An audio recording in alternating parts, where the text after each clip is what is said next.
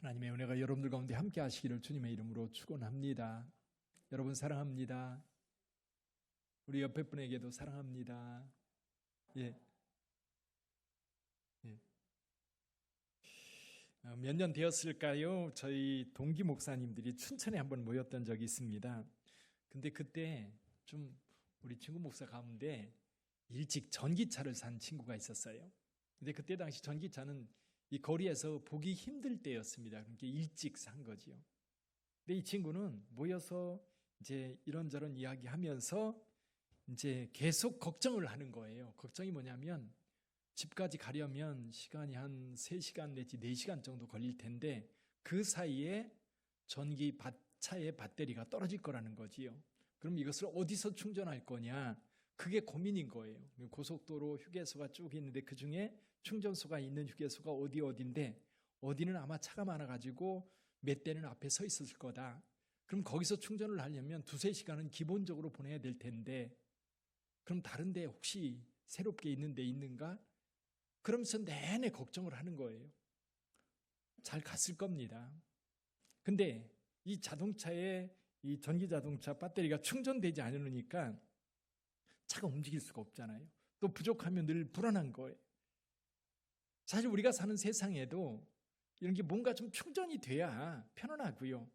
좀 행복하게 살아갈 수 있는데 늘 이렇게 간당간당하면 늘 불안하고 늘 힘들어요.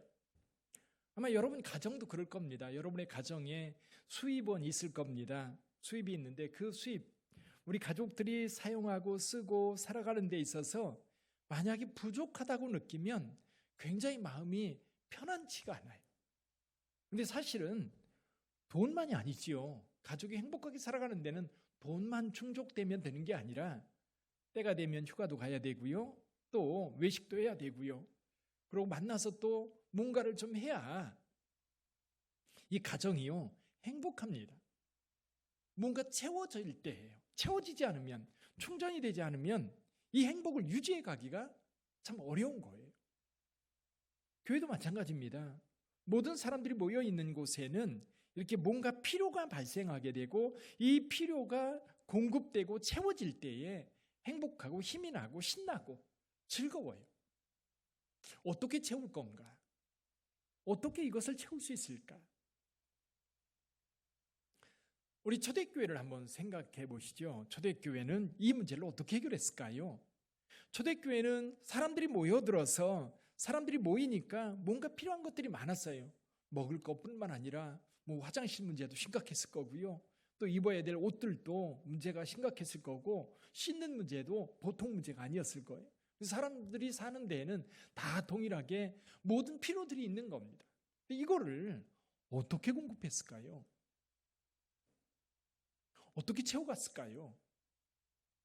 우선 초대교회를 한번 생각해 보면 사도행전 2장 44절에 보면 이런 말씀이 있습니다. 믿는 사람이 다 함께 있어. 믿는 사람이 다 함께 있어. 그들이 주일만 모인 게 아닙니다. 주일만 모여서 아침에 예배 드리고 빵 하나 들고 가는 게 아니라 그냥 주중에 내내 있었어요. 우리 2장 42절을 한번 볼까요? 2장 42절 같이 읽어봅니다. 그들이 사도의 가르침을 받아 서로 교제하고 떡을 떼며 오로지 기도하기를 힘쓰니라. 앞에 있어요.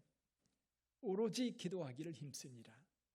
여러분, 모여야 할 필요성이 생겼어요. 원래 어떻게 모였어요? 예수님께서 승천하신 이후, 감람산에 승천하신 이후 제자들과 그리고 예수님의 가족들 그리고 갈릴리로부터 따라왔던 사람들이 이 마지막 만찬을 냈던 마가다락방에 다시 모였습니다. 그리고 예수님께서 말씀하신 대로 하나님께서 약속하신 그것을 주실 때까지 거기서 떠나지 말고 있어라. 제자들은 모여서 기도하기를 시작했어요. 열흘 동안 간절히 기도했는데 오순절 날이 이뤘을 때 성령이 임했습니다. 성령이 임한 다음에 그들은 복음을 전하기 시작했고 복음을 들은 사람들 가운데 자꾸만 이곳에 모였어요. 모이니까 필요한 것들이 좀 많았겠습니까? 근데 여러분, 그들이 왜 모였어요? 모인 이유가 뭐예요? 오늘 여기 2장 42절 말씀을 보니까 사도의 가르침을 받으려고 하다 보니까 모였어요. 모여야 배울 거 아니에요. 또 믿는 자들이 교제하려고 하니까 모여야 돼요. 모여야 교제가 되는 겁니다. 물론 요즘에 SNS상으로 교제를 많이 한다고 하는데 실제로 사람은 어디까지나요? 얼굴 대면해야 됩니다. 얼굴 만나서 마주 보면서 그리고 느끼고 그리고 이야기하고 그러면서 교제가 이루어져요. 모여야 되는 거예요. 또 함께 떡을 떼고 그리고 함께 모여서 예배를 드리려고 하니까 모일 수밖에 없는 거예요. 저와 여러분들도 예배를 드리기 위해서 모였습니다. 모여서 예배를 드리는 거예요. 또 그들이 모여서 오로지 기도하기를 힘쓰다 보니까 모일 수밖에 없었습니다. 이게 초대교회는요, 그냥 교회에서 살았어요. 마가다락방에서 그들이 떠나지 않고 살았어요. 근데 필요한 것들이 어떻게 채워졌어요? 여기 2장 45절에 보니까 이렇게 말씀합니다. 재산과 소유를 팔아 각 사람의 필요를 따라 나누어주며, 각 사람이 필요를 따라 나누어주며. 그들은 성령 체험했고 은혜가 무엇인지 알게 된 무리들은 기쁨이 가득했어요. 온 백성들이 칭송하는 그런 공동체가 되었습니다. 자, 마가다락방에 모인 공동체, 모인 사람들의 필요만 채운 것이 아니었어요. 시간이 가면서 유대인들은 원래 구제하는 일이 있었거든요. 고아와 과부와 나그네들에게 여러분 구제 물품을 나누어서 그들로 하여금 풍족하게 살 수 있도록 늘 도왔습니다. 근데 교회도 이 일을 적극적으로 했어요. 나중에 일이 워낙 커져가지고 사람들을 따로 두지 않으면 안 되었어요. 그래서 사도행전 6장에 가면 7명의 집사님을 세워서 이 구제한 일을 전담하도록 했던 겁니다. 궁금한 게 있어요. 그럼 이 많은 재물들을 어떻게 채웠을까요? 어디서 왔을까요?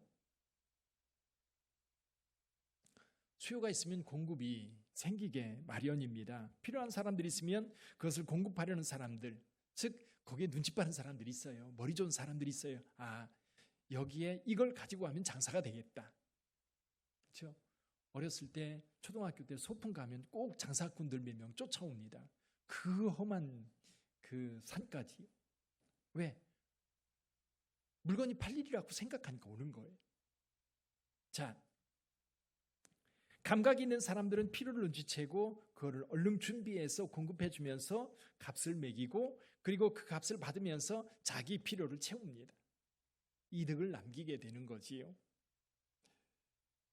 물건을 공급하는 사람들을 대개 상인이라고 그러지요. 생산자와 소비자 사이에서 이렇게 물건을 공급해 줌으로 인하여서 그 사람들은 그 사람들 나름대로 유익을 얻지만 생산자에게도 필요한 일이고 소비자에게도 이 중간 단계가 꼭 필요한 거예요. 서로 상생하는 거지요. 그러면서 서로의 필요를 채우면서 함께 공동체를 이루어가는 겁니다. 사회라고 하는 게 그런 거잖아요. 사회라고 하는 게 생산자들이 있고 또 소비자들이 있으면 그 중간에 유통업자들이 있어서 유통을 함으로 인하여서 서로가 필요를 채우고 서로가 이렇게 풍요롭게 살아갈 수 있는 어떤 방안들이 자연스럽게 만들어져 왔던 겁니다. 자, 그런데 그러면 마가다락방에 사람들이 바글바글 모여 있는데 그럼 모여 있는 그 사람들에게 필요한 것들을 이런 상인들이 눈치채고 와서 거기에서 장사를 했을까요? 그럼 장사를 한다고 할 때 돈은 누가 냈을까요? 이런 여러 가지 궁금한 것들이 생깁니다. 마가다락방에 이 물건을 누가 채웠을까?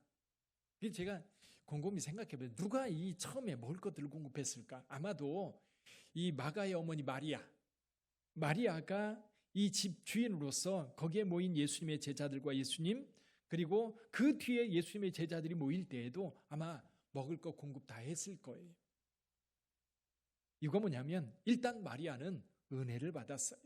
뿐만 아니라 여러분 이 집은 부유한 집이었어요. 마가다락방 가보신 분들 계시지요? 적지 않습니다. 널찍합니다. 그럼 다락방이 2층 다락방이 그렇게 넓은 집이라고 한다면 그 집 자체가요 저택입니다. 저택. 예루살렘에서도 웬만큼 사는 사람이라는 얘기예요. 그러니까 거기 모인 그 예수님과 제자들 여러분 웬만큼 그들에게 먹을 것을 공급할 능력이 있는 사람이었던 겁니다. 그렇게 공급이 채워졌을 거예요. 자, 그런데 시간이 가면 어때요? 버거워질 수 있어요. 이제는 더 이상 감당할 수 없다고 손을 놓을 때가 있는 거예요. 이것을 생각할 때 홀트라고 하는 사람의 이야기가 생각이 났어요. 홀트, 여러분들도 잘 아시다시피 합정동에 보면 홀트 아동복지가 있고요. 지금 전 세계적으로 이 홀트 아동복지회가 이제 입양이라든지 고아들을 돌보는 일이라든지 이런 일들을 많이 합니다. 처음 생기게 된 것이 1955년입니다. 6.25 전쟁이 끝나고 난 지 얼마 안 됐을 때에 미국에서 한국 고아들을 입양하자는 운동이 일어났어요. 다큐멘터리가 만들어져서 이제 마을마다 돌아가면서 이 영상을 보게 되었지요. 이 홀트 씨 부부도 그 영상을 보고 넋이 나갔어요. 뭔가를 좀 해야 되겠는데, 그러다가 부부가 합의를 봅니다. 그래, 우리도 한국의 고아들을 데려다 키웁시다. 입양합시다. 근데 홀트 씨가 한국으로 옵니다. 와서 아이들을 데리고 가는데요. 처음 데리고 간 아이들이 8명이었어요. 한두 명 키우기도 버거운데 8명 데리고 왔으니 뭐 오죽하겠습니까? 근데 8명만 있은 게 아니라요. 순차적으로 계속 아이들을 데려온 거예요. 그러니까 이 부부가 여러분 농사를 짓고 있었는데 농사를 지을 수가 없는 거예요. 애들 돌보는 일에 여러분 올인하다 보니까 결국 농사는 포기하고 아이들 돌보는 일에 집중합니다. 그러면서 찾아오는 사람들에게 아이들을 이제 입양시키기도 하고 또 도움을 받기도 하고, 근데 그러다가 돈이 이제 부족하니까 땅을 팔기 시작하는 거예요. 이쪽 땅 팔고 저쪽 땅 팔고, 그러다가 마침내 팔 땅도 없어졌을 때 그때 기부를 요청합니다. 사람들에게 도와달라고 요청하기 시작해요. 그래서 만들어진 것이 홀트 아동복지회입니다. 그렇게 해서 전 세계로 이 일이 번져나갔던 거죠. 아마도 마가다락방에서 동일한 일이 벌어지고 있었을 거예요. 마가다락방에도. 이제 처음에는 마가의 어머니 마리아가 먹을 공급하다가 사람들이 가만히 보니까 먼저 느끼는 사람들이 있어요. 아, 먹을 게 상당히 많이 들어가는구나. 누가 다 이걸 공급하지? 누가 이 필요를 다 채우지? 만약에 이 필요가 채워지지 않으면 공동체는 자연스럽게 흩어질 거예요. 채워지지 않으면 자연스럽게 흩어지는 거예요. 예를 들면 배터리가 방전되면 더 이상 그 차는 움직이지 못하는 것처럼 마찬가지예요. 가정도 그래요. 가정도 채워야 될 것들, 물질이든 정서적인 거든 사랑이든 이런 것들이 채워지지 않으면 상처를 입게 되고 고통을 당하게 되고 그러다 보면 흩어질 수밖에 없는 거예요. 교회도 마찬가지였어요. 뭔가 채워줘야 했어요. 근데 오늘 본문의 말씀을 가만히 보니까요, 이 초대교회가 이 필요가 어떻게 채워졌는가 몇 가지 방법이 있더라고요. 첫 번째 방법이 뭐냐면 공유하는 거예요. 공유하는 것. 마가집에 필요한 많은 것들이 이제 그 집안에 있을 텐데 필요로가 각 개인적으로 내 거 하나씩 가지고 이건 내 밥그릇, 이건 내 거 그렇게 주장하는 사람이 없는 거예요. 공용으로 사용하다 보니까 사실은 일반 집에서나 많은 사람들이 필요한 것을 생각해 보면 이 많은 사람들이 사용한 물건들은 극히 일부만 있으면 모두가 충분히 사용할 수 있었던 거예요. 여러분의 집에도 그런 거 많을 겁니다. 옷 같은 것도요, 벌써 수년째 한 번도 입지 않은 옷이 그대로 걸려 있는 경우 많을 거고요. 창고에 가면 쓰지 않는 연장들도 무지 많을 겁니다. 이런 것들을 교회 안에서 공유했던 거예요. 공유하다 보니까 조그만 그 도구를 가지고도 많은 사람들이 풍요롭게 사용할 수 있었던 것. 개척교회 할 때에 이제 그런 일들을 했어요. 필요를 따라서. 특히 이제 아이들이 많았으니까요. 아이들이 입던 옷 가지고 와서 내놓으면 각자 자기 필요한 아이들 입힐 수 있는 옷들을 가지고 가는 거예요. 그렇게 나눈 것. 요즘에도 나눔 장터들이 참 많이 생겼어요. 그럼에도 불구하고 여전히 우리의 삶은 남아서 버리는 것들이 얼마나 많은지 몰라요. 아파트에 있다 보니까요. 아파트에 옷 버리는 통이 몇 개요? 큰 통이 4개인가 있는데 오늘날 보면 텅 비었어요. 근데 한 2, 3일, 한 일주일 지나면 거기에 꽉 차요. 너무 풍요로운 시대에 살고 있는 것 같아요. 그러다 보니까 부족하다고 여기저기 아우성이 터지는 거지. 근데 초대교회는 그러지 않았어요. 공용으로 사용하다 보니까 많은 필요를 채울 수 있었어요.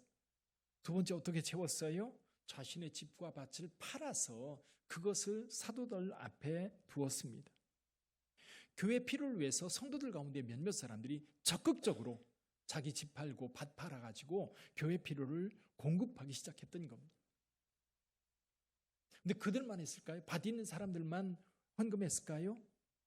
자기 집 있는 사람만 헌금했을까요? 그렇지 않았을 거예요. 은혜를 받은 사람들이 그곳에서 필요를 채우기 위해서 자기의 것을 기꺼이 정말 기쁨으로 내어놓았을 거예요. 여기 요셉이라고 하는 사람의 이야기를 간단하게 설명을 하고 있습니다. 구브로에서 난 레위족 사람이 있었는데 바나바예요. 그가 자기 밭이 있었는데 예루살렘에 자기의 밭이 있었던 거예요. 그걸 팔아서 사도들 앞에 내어놓았어요. 그러다 보니까 이 예루살렘 교회는 부족하지 않고 풍족하게 그 공동체가 유지될 수 있었던 거예요. 공급이 계속 되는 거예요. 근데 이제 교회에서 일을 하다 보면 그런 경우 자주 들어요. 뭐 헌금을 해야 된다든지 뭔가 누가 이제 나서서 뭔가를 해야 된다든지 할 때에 이렇게 말하는 분들이 꼭 있어요. 하나님이 알아서 하셔요. 아멘입니다. 근데요, 하나님이 하셔도요, 누구를 통해서 하셔요? 사람을 통해서 하세요. 그게 믿음 좋은 말 같은데요, 책임 회피예요. 책임을 회피하는 거예요. 난 책임 안 지겠다. 하나님이 알아서 하시는데 뭐 내가 왜 책임져? 근데 교회뿐만이 아니잖아요. 가정도 마찬가지고 회사도 마찬가지고 다 사람이 하는 거예요. 우리 빛된 교회도 마찬가지입니다. 우리가 헌신할 때에 필요가 채워지고 그럴 때 기쁨이 있고 행복하고 즐거울 수 있는 거예요. 뭔가 이렇게 부족해지면 마이너스가 되기 시작하면 불안해지고요. 불편해지고요. 힘들어져요. 또 한 가지 방법이 더 있습니다. 사도들이요, 그거를 필요를 따라 나누어 주었다 그랬어요. 필요를 따라. 우리는 우리 사회가 불공정하지 않다라고 할 때에 이제 공정한 것 이야기하지만 또 그것 때문에 말이 많죠. 예를 들면 능력에 따라 분배가 된다. 능력에 따라.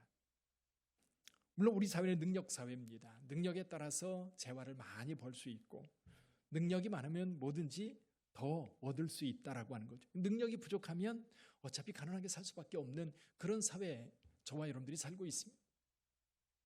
근데 능력만이 아니지요. 집안 출신이 이러니까, 그리고 그 사람 얼만큼 배웠으니까, 그 사람은 그만큼 힘이 세니까, 그러면서 이 공급이 이렇게 편향되게 가는 경우가 의외로 많습니다. 근데 예루살렘 교회는 그렇게 하지 않았어요. 필요를 따라 나눠줬어요. 그러다 보니까 이 부족함이 상당히 많이 해소될 수 있었고, 예루살렘 교회는 결코 부족하지 않은 채 여기 결과적으로 그 중에 가난한 사람이 없었다라는 거예요. 가난한 사람이 없다는 얘기는 뭐냐면 필요한데 이게 채워지지 않는 그런 상태가 아니라 필요한 것에는 다 채워져서 부족함이 없었다는 거예요. 뭔가 많이 소유해서 부자가 아니라 소유한 게 없어서 가난한 게 아니라 필요한 것이 채워지니까 아멘, 할렐루야, 그것으로 풍족했던 거예요. 그것으로 감사했던 거예요. 어떻게 이게 가능할까? 어떻게 이런 일이 가능할까? 초대교회 자발적으로 그들이 헌금했고요. 자발적으로 헌신했어요. 그러다 보니까 예루살렘 교회는 결코 부족하지 않았어요. 넉넉했어요. 왜 이게 가능할 수 있을까? 여기 오늘 본문의 말씀에서도 결론적으로 보면 핵심 말씀이 33절이에요. 33절, 4장 33절 한번 볼까요? 사도들이 큰 권능으로 주 예수의 부활을 증언하니 무리가 큰 은혜를 받아. 같이 한번 읽어볼까요? 시작. 사도들이 큰 권능으로 주 예수의 부활을 증언하니 무리가 큰 은혜를 받아. 은혜 받으니까요, 기쁨이 있었고요, 드리는데 행복했어요.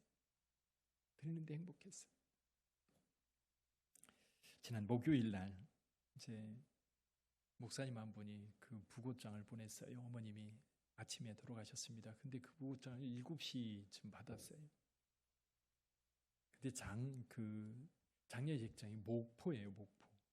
그래도 이제 제가 교육자 회장이어서 인사는 갔다 와야 될 것 같아요. 교육자 임원들을 물어보니까 다들 뭐 해외 가 있고 뭐 수련회 중이고. 임원들은 지방의 임원들하고 이제 같이 8시에 출발을 했습니다. 도착하니까 12시고요.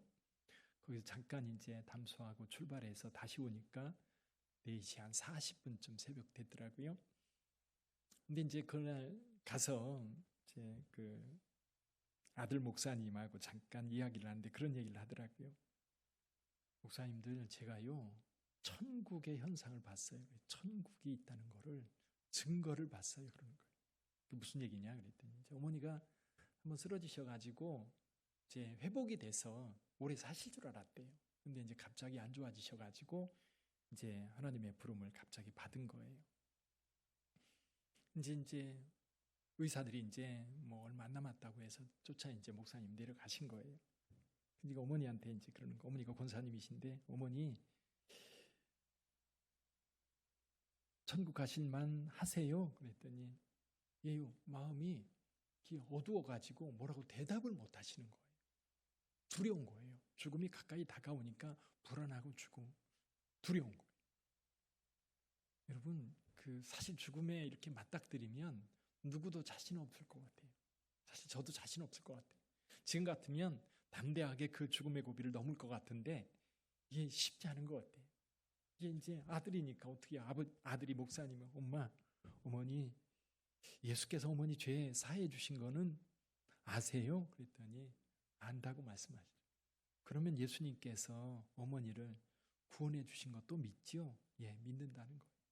그럼 예수님께서 어머니를 천국으로 이끄실 것도 믿지요? 여기서 이제 걸리는 거예요. 내가 천국 갈 수 있나? 두려운 거예요. 대답을 못 하시는 거예요. 이제 아들이 계속 옆에서 예수께서 죄를 용서해 주셨고 또 십자가에서 죽으실 때에 어머니 죄 다 씻어주셨기 때문에 이제 천국에 들어갈 자격이 있고 예수께서 이제 어머니를 위해서 부활하셨고 이제 지금 죽으면 예수님께서 어머니를 모시고 영생에 들어가실 거고 천국에 가서 어머니와 함께 할 거예요. 근데 그런 이야기를 하는데 한순간 얼굴이 확 피는 거예요. 얼굴이 확 피니까 아들이 옆에서 이렇게 지켜보다가 이거다. 어머니가 이제 그제서야 이제 천국 소망을 붙잡은 거예요. 붙잡으니까 마음이 편해지는 거예요. 그리고 조금 있다가 이제 이렇게 잠드시는 것처럼 하나님의 부름을 받은 거예요. 이제 목사님이 너무 기분이 좋은 거예요. 이제 우리가 가니까 하는 얘기가 뭐냐면 목사님들 제가요 천국의 증거를 봤어요. 근데 이게요 우리의 삶을 살아가고 있는 동안에 있을 때에 기쁨이 있고 감사가 있고 행복한 거예요. 오늘날 그 소망이 없으니까요 세상에서 믿음을 찾아보기가 어려운 거예요. 예수께서 마지막 때 믿음을 보겠느냐라고 했던 것처럼 오늘날 여러분 사회에서 직장 속에서 정말 크리스찬인데 충격받는 거지요. 분명히 저 사람 교회 다니는데 집사인 거 아는데 회식 자리에 가면 가장 먼저 술을 찾아요. 물론 그 사람에게는 당연한지 모르지만 세상의 이식은 좀 그렇지 않거든요. 믿음이 없으니까 헌신하는 것도 기쁘지 않은 거예요. 교회가 행복하지 않은 거예요. 하나님의 은혜가 우리 가운데 임할 때에 그 은혜 때문에 내 삶이 반응해야 되는데 그 은혜에 반응하면요 행복해요. 주님 앞에 드리는 거요 부끄럽지 않아요. 부족하지 않아요. 저희 교회도 건축하면서 힘써서 헌금들을 하셨습니다. 근데 한번 지금 생각해 보세요. 어떤 분들은 많은 것 가운데 그냥 조금 체면상 하나님 앞에 드리는 분도 계시겠지만 액수의 많고 적음이 아니라 정말 나한테는 이거 버거운데 이거 주님 앞에 드리고 나면 내가 살 수 있을까? 그런 걱정하면서 하나님 앞에 드리는 분들도 계실 거예요. 근데 지금 어때요?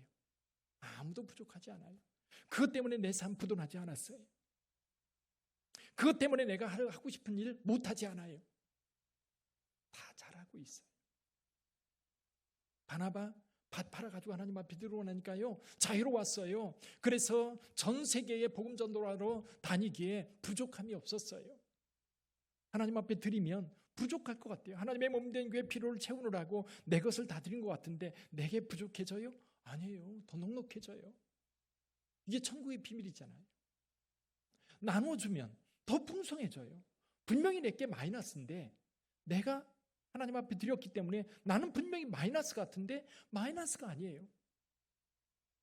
11조를 떼서 하나님 앞에 드렸으면 나는 9밖에 없는 것 같은데 9이 아니라 10을 가지고 살고 있어요. 오히려 더 큰 것으로 살고 있어요. 근데 교회는요, 물질만 필요한 게 아니에요. 목회를 하다 보니까요, 교회는 계속해서 새 가족들이 채워져야 돼요. 그래야 교회가 활력이 있고 재밌어요. 신나요. 주일학교도 아이들이 하나하나 전도가 되고 모일 때에 여러분 활기가 넘치고요. 뭔가 새로운 일을 계속해서 만들어낼 수가 있어요. 서로 사랑해야 되고요. 서로 교제가 있어야 되고요. 그래서 교회 공동체 속에 필요한 것들이 채워질 때에 그 공동체가 살아있는 공동체가 되는 거예요. 근데 이게 공급이 안 되면요, 한쪽에서부터 힘이 빠져요. 뭔가 좀 채워줘야 되는데 눈치만 보는 거지. 내가 사랑하고 내가 헌신하고 내가 섬기고 내가 필요를 채울 때에 교회 공동체는요, 살아나요. 성령께서 우리와 함께 하시는데 그렇게 하나님 앞에 이 필요를 채우려고 충전하려고 내 자신을 드리는 성도들을 통해서 하나님은 놀랍게 역사하세요. 우리 빛된 교회 이제 건축을 하고서 이제 힘있게 우리의 필요를 채워야 될 겁니다. 저는 이런 생각을, 우리의 필요를 채워서 이 필요가 세상의 필요를 채우는 곳으로 나가야 돼요. 우리만 채워서 우리만 행복한 걸로 끝나면 안 돼요. 초대교회도 이것을 사회를 섬기는 일로 이 교회가 사용되었던 것처럼 빛된 교회도 우리의 필요를 채워서 우리끼리 행복하면 끝이다? 아닙니다. 교회는 지역사회 속에서요, 이 사회를 위해서 뭔가를 할 수 있는 공동체가 돼야 돼요. 우리 빛된 교회는 뭘 하기를 원했어요?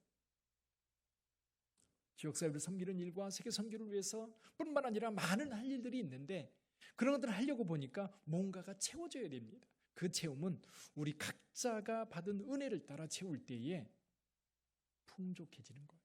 힘이 생기는 거예요. 그 힘을 가지고 주의 나라와 주의 영광을 위해서 온전하게 쓰임받는 저와 여러분들이 되기를 주님의 이름으로 축원합니다. 기도하겠습니다.